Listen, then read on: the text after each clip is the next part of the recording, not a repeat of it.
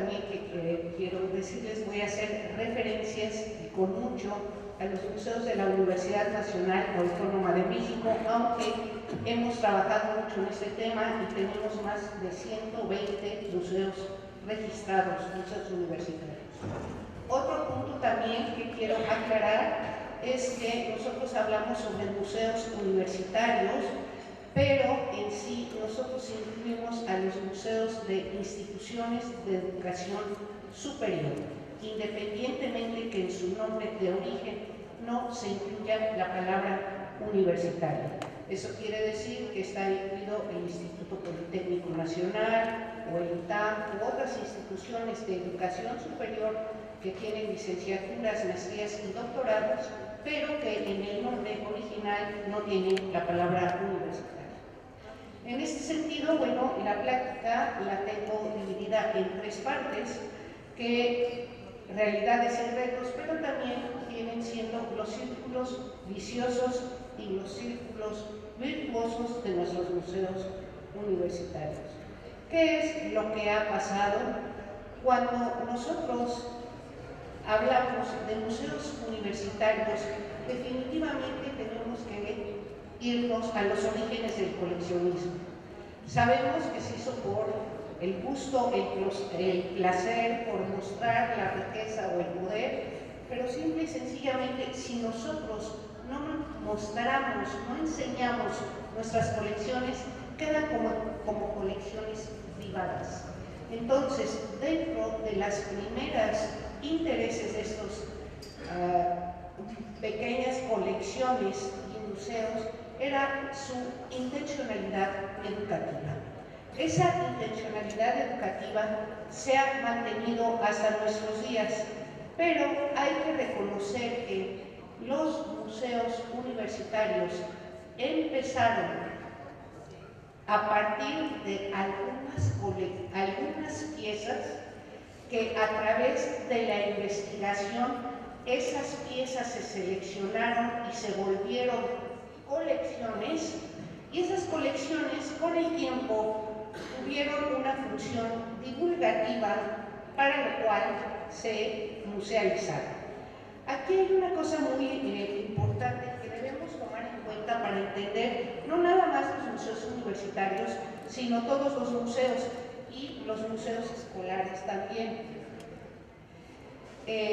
Las primeras colecciones las formaron los profesores, pero se apoyaban con mucho en sus estudiantes, sobre todo colecciones naturales y de arqueología. ¿Por qué? Porque el profesor no podía solo, entonces se llevaba a sus estudiantes para que los ayudaran, no había de otra. Entonces, de esta serie de colecciones fue subiendo el conocimiento con fines académicos. ¿Qué es lo que pasó? Que primero de esas piezas se obtiene información. Con esas piezas van a definir los microcosmos y finalmente con esas piezas se van a construir conocimientos especializados. Así surgieron los museos y así surgieron los primeros museos y los museos universitarios. Pero ¿qué pasa con esos fines académicos?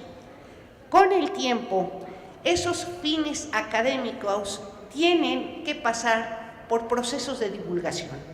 Esos procesos de divulgación que van a ser útiles para los aprendices y para los estudiosos. Entonces, nosotros vemos una subida a conocimiento especializado, pero ¿qué hacen las universidades con el conocimiento especializado? Lo tienen que aterrizar. Lo tienen que aterrizar y divulgar. Originalmente va a ser para aprendices y estudiosos y posteriormente se tiene que extender a otros entornos educativos.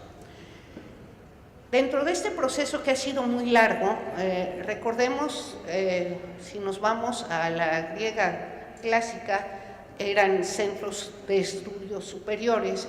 Aquí tenemos nosotros el estudio según Juan Amos Comenio. El estudio es para él el museo. ¿Por qué? Porque era un lugar para estudio. ¿De dónde se obtenían las piezas? Pues tenemos a los primeros viajeros, antropólogos, arqueólogos, personas dedicadas a la biología, a la zoología, que van a reunir esas colecciones y se van a utilizar para mostrarse. Vamos a ver el nivel para mostrar las cosas. Bueno, las fotos luego aquí no se ven muy claras. Estamos aquí ya con imágenes de fotos de escuelas de arte, de las academias. Esas academias que en las últimas dos imágenes nos estamos refiriendo a la Academia de San Carlos, que ahora tiene la UNAM. Entonces, no hay que olvidar que nuestros museos universitarios de México van a utilizar el modelo europeo, principalmente el inglés y el modelo alemán de museos universitarios. Entonces, estos modelos se implementan en México, pero además la Academia de San Carlos, recuerden que es copia de la Academia de San Fernando de Madrid. Entonces, aquí en México se pone la de San Carlos y en el devenir de la historia van a ser colecciones universitarias. Pero, ¿qué es lo que pasa? De los grandes mecenas que pagaban esos viajes y pagaban esas colecciones para presumirlos de manera particular, esas colecciones van a pasar a integrar los primeros gabinetes científicos y de curiosidades, las primeras academias, las primeras galerías de arte y los primeros museos. ¿Y qué pasa? Que esos dejan de ser los mecenas los que los pagan, las ciertas personas acaudaladas. ¿Y qué va a pasar para que esas colecciones continúen? Pues se les van a pedir a las universidades que se hagan cargo de ellas. Y de esta manera se van a institucionalizar y van a mantener una intencionalidad educativa. Vamos a tener al museo, a los primeros museos universitarios relacionados con las funciones universitarias, que vienen siendo investigación y docencia. Y de esta manera se hizo la formalización de la enseñanza. Mucho de la enseñanza formal lo tenemos gracias a ese coleccionismo que permitió abrir epistemologías, permitió hacer categorías de colecciones y conocimientos. Ahora bien, ¿pero qué es lo que pasa? Que originalmente esas colecciones se formaron con intereses científicos y artísticos. Esas series de objetos formaron colecciones. Como vimos, por un lado tenemos a los estudiosos y a los profesores que van a decir, nos vamos al campo, vamos a juntar plantas y demás, o aquí hay una obra de arte y ustedes la van a reproducir. Y por el otro lado tenemos los ayudantes y aprendices que van a estar trabajando de la mano con estos profesores. Es importantísima esta situación porque por lo menos tuve la oportunidad de registrar en el siglo XIX cómo se da el trabajo en los museos ahora universitarios de México. Tenemos nosotros al estudioso por área de especialidad, puede ser botánica, zoología, mineralogía, antropología, dibujo, pintura, ¿sí? Pero al trabajar junto con los jóvenes se mezclaban las actividades de la especialidad junto con las museográficas. Estoy hablando de museografía básica.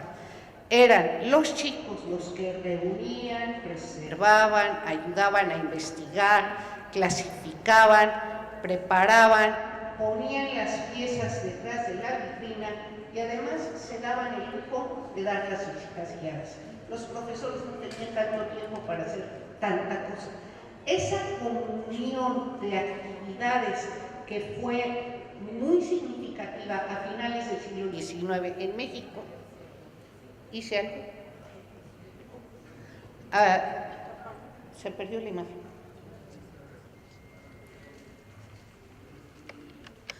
A finales del siglo XIX, en el momento en que van creciendo más los museos, se va perdiendo, se va a ir separando. En este caso, tenemos como los primeros museos universitarios en México, vamos a tener las colecciones de la Academia de San Carlos y los primeros museos de zoología, de botánica de la Escuela Nacional Preparatoria. Continúo con el tema. Vamos a ver. Estas colecciones y museos han permitido el desarrollo de métodos de enseñanza en la pintura, en la zoología, en la botánica, en la mineralogía. Y una cosa muy importante, la construcción de epistemologías específicas. Eso nos va a nosotros a permitir el decir cuál es la técnica de enseñanza que vas a utilizar para tal área, para tal área, para tal área, y eso nos permite construir significaciones, porque me voy a ir del saber al hacer. ¿Por qué? Porque van a estar combinados las actividades de los profesores con los estudiantes. Por un lado, va a permitir la construcción de conocimientos por especialidad y por el otro, en el momento en que los estudiantes están en contacto con esas colecciones, es desarrollar el sentido de identidad y pertenencia por especialidad. Entonces, el que estudia biología va a tener una identidad de biólogo. El que estudia biología en la universidad va a tener identidad de biólogo y de universitario. Y así nos vamos hasta identificarnos con los Pumas, aunque pierdan en el fútbol, ¿verdad? Pero bueno, es muy importante esta relación de construcción de identidades, así en plural, y las universidades se prestan mucho para eso.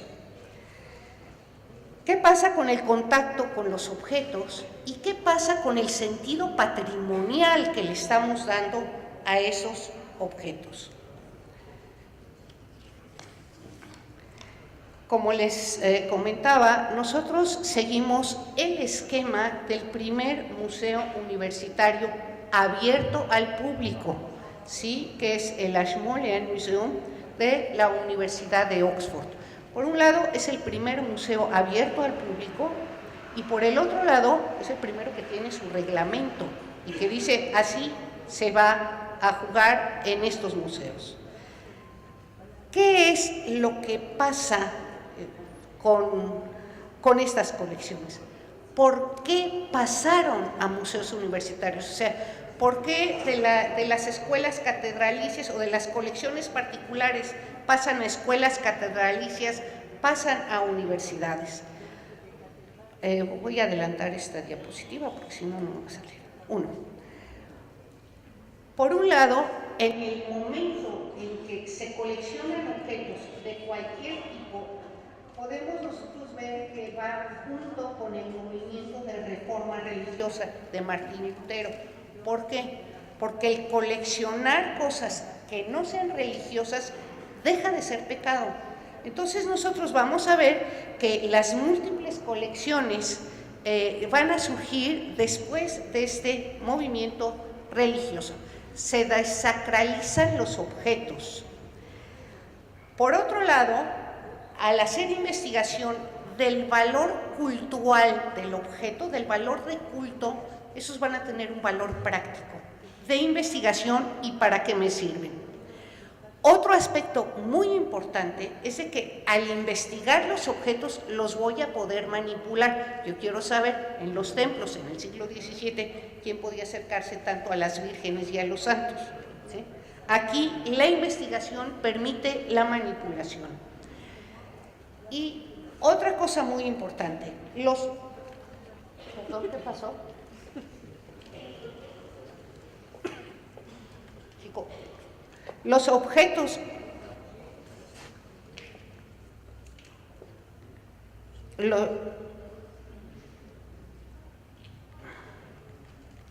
Los objetos raros y curiosos como museos, y qué tanto ese movimiento del 68 en expresión plástica y museográfica no se vio minusvalorada por los propios Juegos Olímpicos del 68. Ese es un súper tema por investigar. Por el otro lado, sabemos que esa revolución romántica nos llevó a la nueva museología, que va a tener su gran despegue, bueno, aquí después en la Mesa Redonda de Chile, y después se nos va a ir efectivamente a Canadá y a otros países de África. Tiene mucho de museos, de ecomuseos. Y finalmente lo que ahora estamos manejando es la museología crítica.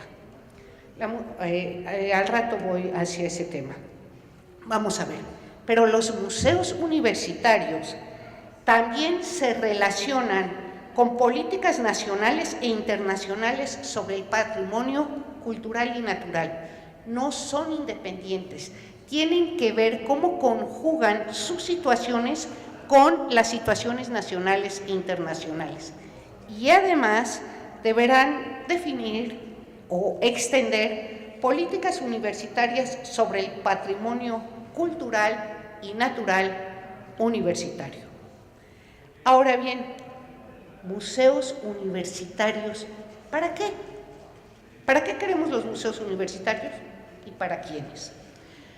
Vemos en una primera instancia que se crearon para cumplir con las funciones universitarias de docencia e investigación y estaban pensados para la comunidad universitaria. Ese es el primer plano en donde se trabajó en los museos. Pero resulta que las universidades también tienen como función sustantiva la difusión de la cultura, y la difusión de la cultura se pasa a otro tipo de públicos y hoy en día a los virtuales también. Pero además las funciones universitarias han crecido en estos últimos años y ya no nada más hablamos de extensión, sino de integración, vinculación, innovación y gestión.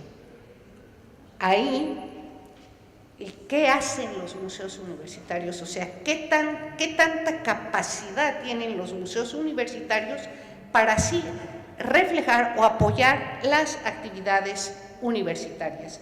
En este sentido, pues nos ayudan mucho las redes para crear comunidades de información y aprendizaje y ver también cómo estos museos universitarios, por muy pequeñitos y por muy específicos que sean, pueden integrarse a la ecología cultural tanto de nuestro país como a nivel internacional.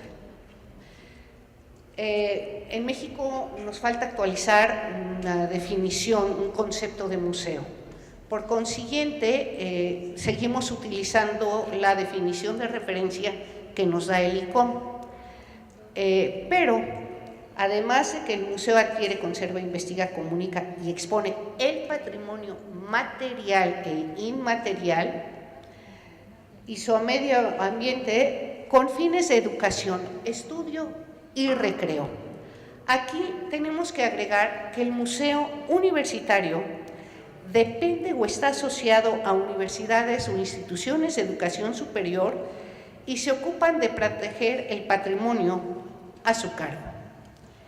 Esto nos ha llevado hoy en día a tener una amplia tipología de museos universitarios, que además nos enfrentamos a aquellos que se encuentran en edificios históricos, en el centro histórico, en campus universitarios, con construcciones ex profeso, pero además tratan todas las temáticas. O sea, los museos universitarios no tratan la historia de la universidad, solo la Autónoma del Estado de México tiene la historia de la universidad, ¿sí? Pero nosotros en la UNAM no la tenemos, ¿sí?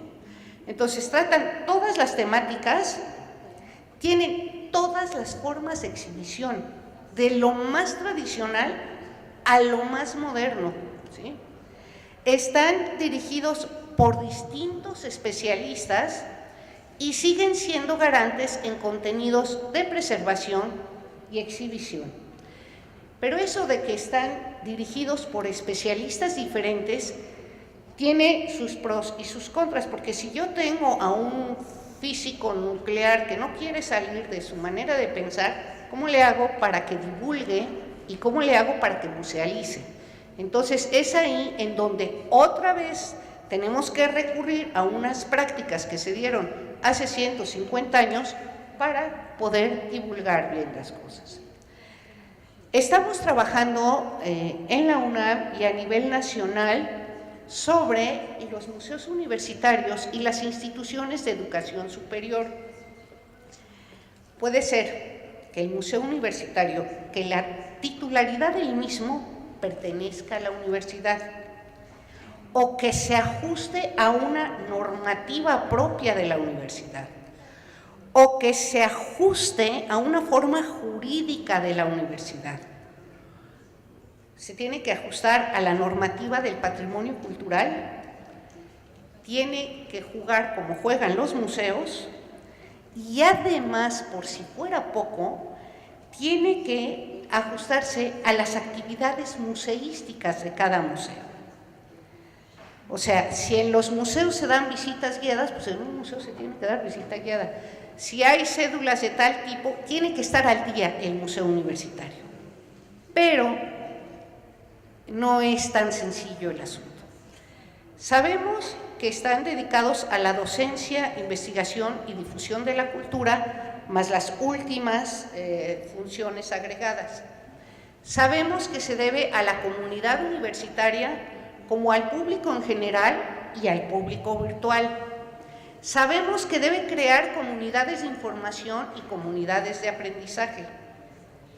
Pero, ¿qué pasa cuando unos dependen de difusión cultural, otro depende de la facultad o la escuela, otro depende de un centro de investigación, otro depende de un centro de extensión y otro depende de la administración de la universidad?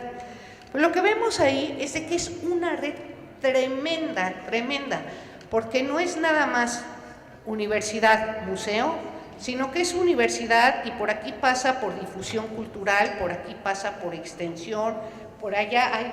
Entonces, hacer toda una red de este tipo, aquí se ve muy sencillo, es muy complicado, porque el que está dedicado a la investigación no quiere saber nada de difusión cultural, y el que está dedicado a la docencia te dice, no, yo soy escolar, yo no quiero que venga aquí mucha gente, pero están adscritos a distintas facultades y dependencias. Entonces, ciertos investigadores no les interesa tener a más gente, ciertos profesores nada más quieren que las colecciones sean para su clase, y museos como Universo y el MUAC se pelean por los grandes públicos, ¿sí? Entonces, toda esa gama es lo que nos lleva a trabajar en este seminario. Esta diversidad de museos significa una gran riqueza de las universidades y también como oferta cultural de la región. En turismo tenemos ya museos universitarios como atractivo turístico, como producto turístico, como ruta turística, ¿sí? Y como parte de rutas turísticas más extensas. Una cosa es muy cierta para cualquier universidad: ¿qué significa un museo universitario? Pues por un lado le da un valor adicional, ¿sí? Uno, porque una universidad que dice que tiene museo universitario demuestra no nada más que tiene más patrimonio, sino que está ocupado en la preservación y tiene mayor percepción social. Es poseedor y preservador del patrimonio, que está interesado en la divulgación, que es una institución que además quiere socializar a través de colecciones y también que forma parte de redes culturales más allá de lo universitario, ¿sí? Nosotros tenemos mucho contacto, no nada más con INE, con INBA, sino con Secretaría de Cultura, con muchas otras instituciones dedicadas a los museos. Pero ¿qué pasa? vuelvo a mi reto para de un círculo vicioso que tienen todas estas dependencias, hacerlos un círculo virtuoso. Necesitamos buscar la unidad dentro de esta diversidad. Se dice fácil, pero no lo es tanto, se lo digo. Uno, necesitamos buscar consensos, pero consensos entre quiénes, entre especialistas por áreas. Los zoólogos opinan muy distintos que los arqueólogos y que los mineralólogos, los de mineralogía, que los ingenieros, que los de arte. Tenemos que buscar consensos entre las distintas dependencias. Si tú dependes de difusión cultural, ¿cuáles son tus funciones? ¿Cuáles son el meollo? ¿Cuál es lo más importante para ti? Si tú dependes del Instituto de Física, ¿qué es lo que más te interesa a ti? También consensos administrativos, porque unos tienen mucho, otros no tienen nada. Y sobre todo, con directores de museos, porque pareciera que no, pero luego es un poquito difícil que se pongan en contacto con ellos. También los gestores del patrimonio y distintos grupos universitarios. Aquí y estamos trabajando nosotros en voluntariado universitario para museos y para museos universitarios, institucionalizando todo el programa. Para nosotros, ¿qué es un voluntario universitario? Uno, el que quiere entrar a la universidad, o en este caso Prepa 2, iniciación universitaria, ¿sí? El que quiere entrar. Dos, el que ya está en la universidad. Tres, el egresado. Ese es un punto muy valioso como voluntario universitario. Cuatro, el trabajador académico o administrativo. 5, el ex trabajador académico o administrativo. Y 6, las personas que tienen contactos especiales con la universidad, con las universidades, como son los prestadores de servicios, los que simpatizan con la universidad. Vamos a ver, aquí, me voy a ir a la de atrás porque sabemos que hay muchas museologías y dado que este es un tema muy extenso, yo sugiero que se desarrolle una museología universitaria en el sentido que se aplique, que el punto de estudio sea lo universitario. Y en este sentido lo estamos trabajando a manera institucional, operativa y teórica metodológica. ¿Para qué? Para que lo institucional ya no nada más se rija de manera vertical. Yo soy director del museo y sugiero esto y esto. No. La UNAM tiene 27 museos registrados. ¿Qué pasa entre el 1 y el 27? ¿Sí? De manera horizontal. Y crear redes transversales. Necesitamos revalorizarlos desde el concepto de museo universitario, su definición, sus objetivos y sus proyecciones. Nos dicen en la Secretaría de Cultura, cuando a través del INEGI levantan los censos, oye, pues, ¿qué capacidad de carga tienes? No, si yo le digo al paleontólogo que tiene una sala pequeña, que necesita meter miles de personas, me lo cierran. Entonces, no son válidas esas categorías. Tenemos que armar las nuestras y también para que no nos borren de la lista de museos, ¿no? Tienen que ser, todos los museos deben ser incluyentes. ¿Por qué? Porque tienen que abarcar todas las áreas y deben incluir todas las voces, principalmente las de los estudiantes. Necesitamos establecer bases legislativas. En Estados Unidos se está dando un problema muy serio, sobre todo con universidades particulares que tienen sus museos, sobre todo museos de arte, y luego resulta que la universidad tiene un problema económico y viene el rector y lo primero que hace es vender la obra de arte y deja el museo sin colección. Aquí no llegamos tanto a esas situaciones por lo pronto, pero sí necesitamos establecer las bases legislativas de nuestros museos. ¿Qué pasa si depende de un centro de investigación, de una facultad, de una escuela o de un departamento de difusión? Necesitamos la aprobación y el reconocimiento institucional. ¿Qué pasa si un investigador dice, yo tengo estas colecciones y esto yo lo hago museo?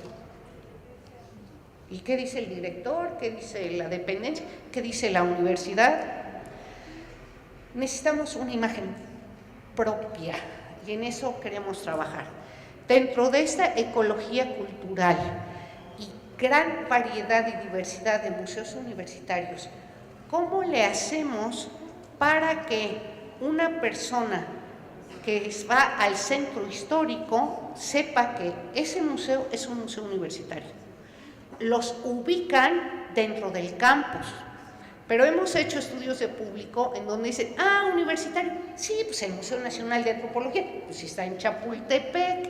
Entonces, tenemos que empezar por nuestra propia imagen y ver qué vamos a utilizar, las arquitecturas, las museografías, los contenidos, los servicios. Vamos a ver si incluso a nivel latinoamericano buscamos un sello de identidad como museo universitario, sobre todo en estos casos que nuestros museos universitarios no tienen el nombre de universitario en su nombre, ¿sí? Por ejemplo, Universum, Museo de las Ciencias, pues qué bueno que está en CEU, porque si no, también nos dirían que estamos en Chapultepec. Y obviamente tenemos que insertarlos al mundo cultural nacional, regional y mundial.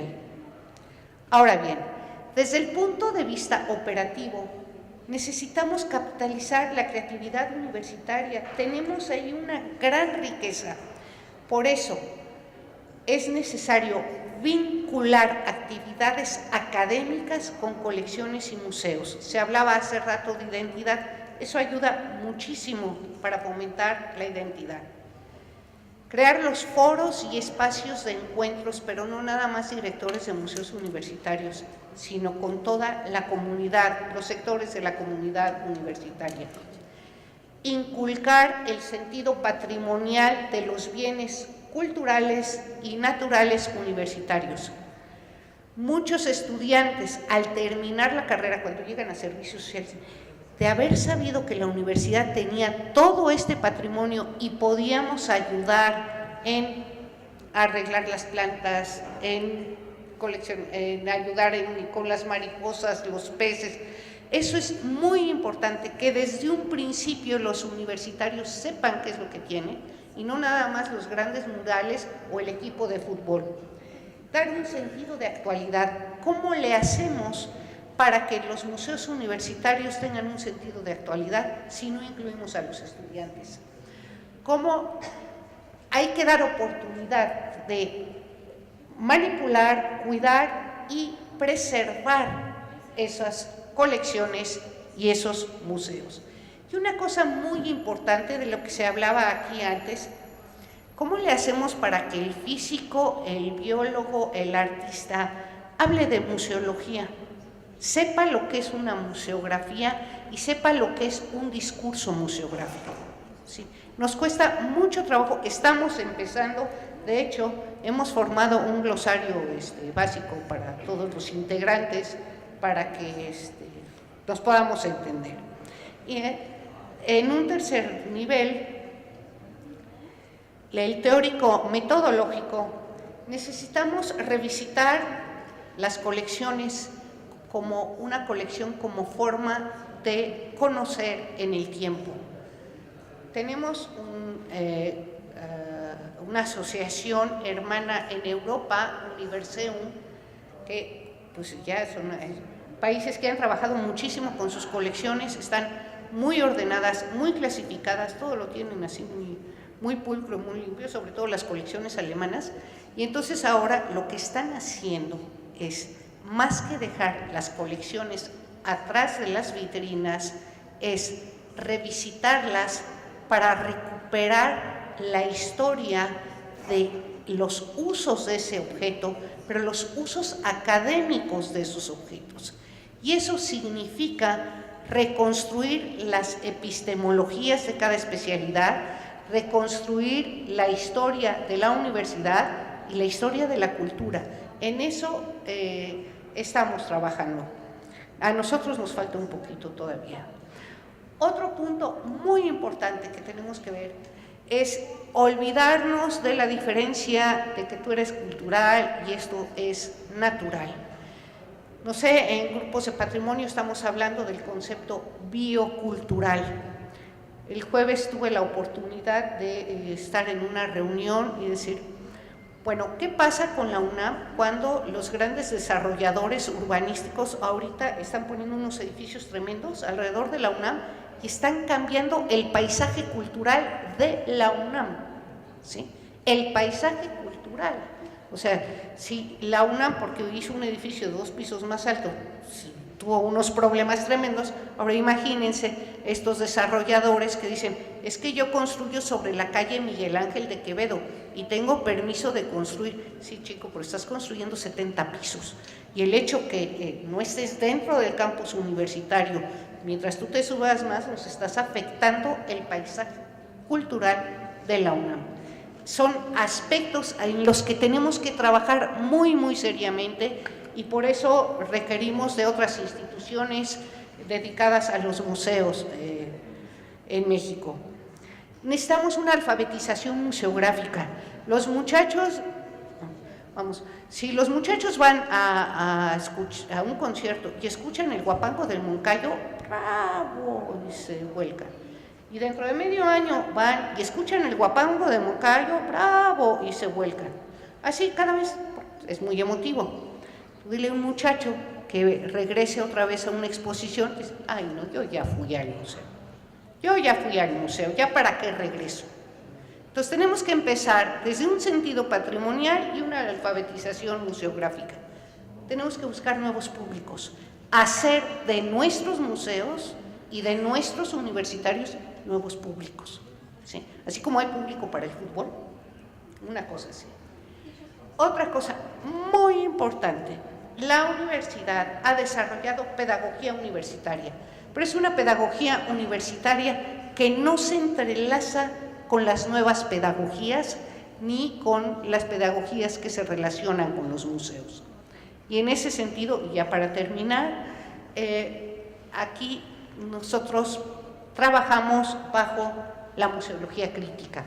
La museología crítica, que en sí vemos en España, en Argentina, lo tienen muy aplicado a museos de arte.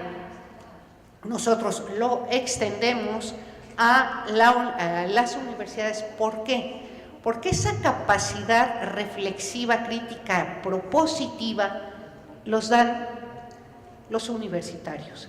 Y nosotros que estamos dentro del mundo universitario, queremos aprovechar esa capacidad crítica, constructiva para nuestros museos dentro de nuestros propios museos. Primero, así, también verticalmente y horizontalmente dentro de nuestros propios museos. De los 27 museos, ¿quiénes todos tienen cédulas? ¿Quiénes todos tienen visitas guiadas? ¿Y qué tipo de visita guiada?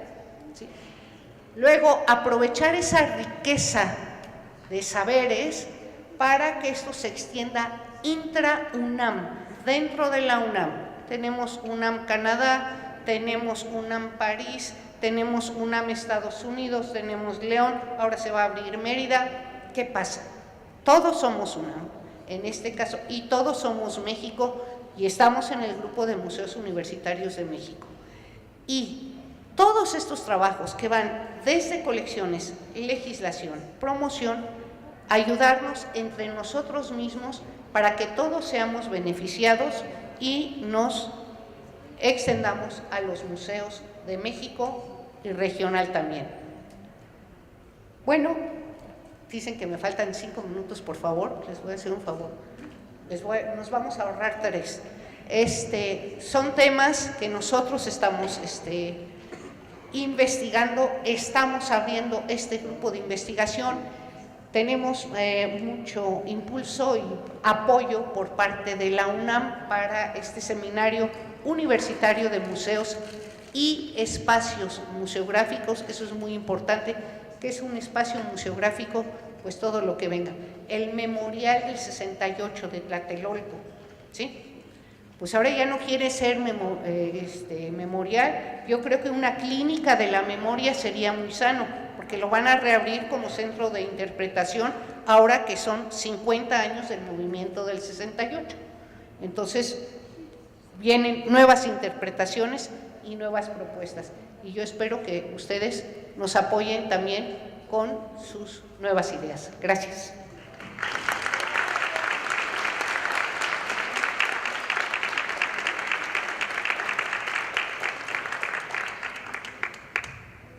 Bueno, rapidísimamente tendríamos la posibilidad de intercambiar con nuestra ponente algunas ideas, ojalá muy puntuales para que nos las pueda compartir.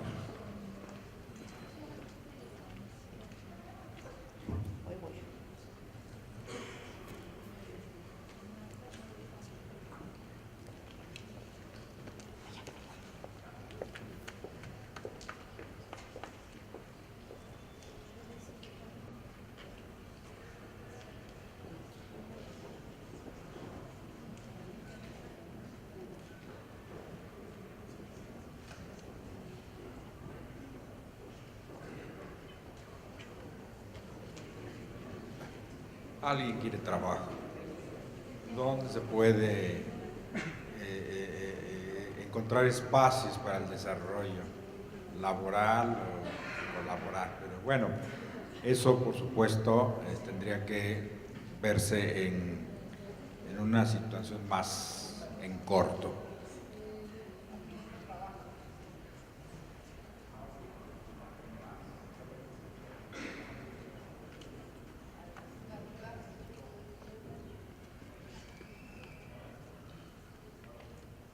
¿Nadie más quiere participar en torno de la...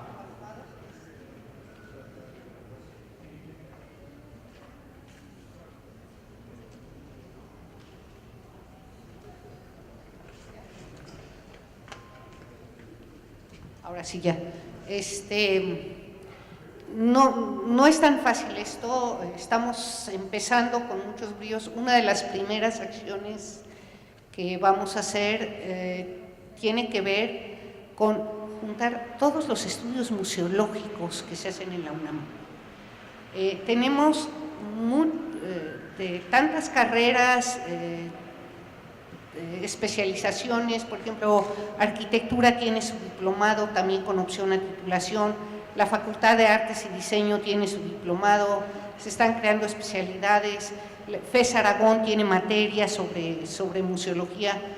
Nosotros ya vamos a cumplir 11 años con el Seminario de Investigación Museológica. Entonces, necesitamos capitalizarnos, trabajar entre nosotros mismos y sacar nuevos productos que les sirvan a las nuevas generaciones, definitivamente. Pues entonces, muchas gracias. Despidamos a nuestra compañera. Todavía hay una. A ver, pues es que se cuelgan. Y el tiempo lo tenemos.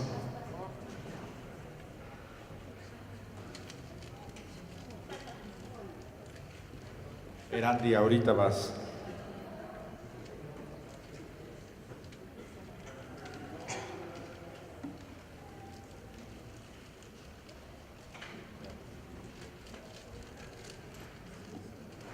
Sí, todos queremos empleo, pero bueno.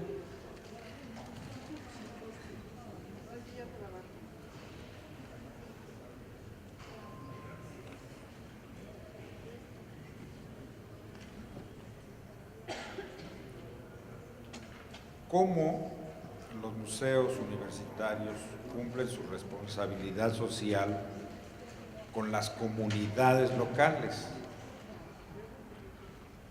Claro, no, es que eso es muy importante. Nuestra primer comunidad local son los universitarios, ¿sí? Pero hay que ver que también una universidad tiene una función universal. Por eso nosotros hablamos mucho de lo local, ¿sí?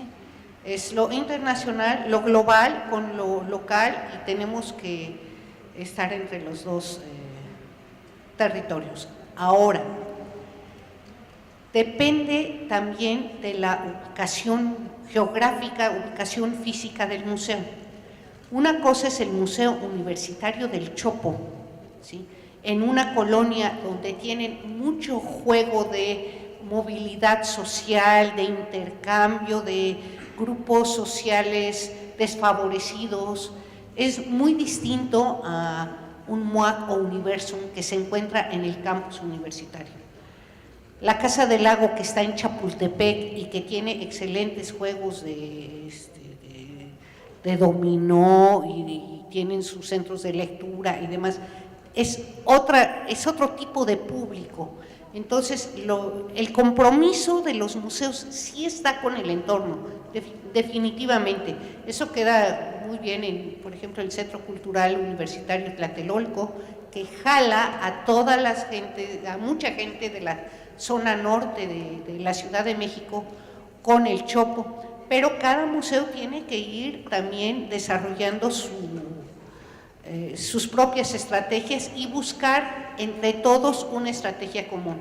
Un ejemplo, museos académicos que están en institutos o centros de investigación, de entrada no abren en vacaciones, no abren en sábado y domingo, no participan en noches de museos. ¿Por qué? Porque no pueden, no es su función. Entonces no podemos nosotros exigir que todos jueguen con las mismas reglas.